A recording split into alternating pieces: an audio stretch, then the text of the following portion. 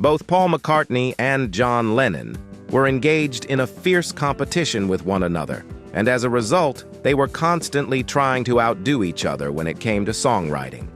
They frequently wrote songs on their own before getting together to finish each other's songs, which resulted in the musical team coming up with a great deal of success, songs for the Beatles.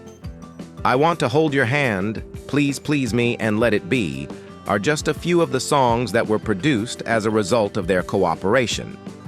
Ian Leslie, the author of John and Paul, A Love Story in Songs, has proposed that the reason Paul and John's songs were so popular is because they were always striving to be better than one another on the music scene. Although they did have a rivalry with one another, it was more of a collaborative rivalry than a competitive one, as you can see. As Leslie proceeded, they were competing with one another to see who could come up with the most incredible tunes compared to the other, so it was a very productive one.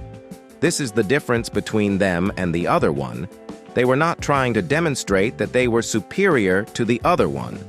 From the perspective of the music expert, Paul and John were merely trying to kind of come up with something better than the other guy did the last time.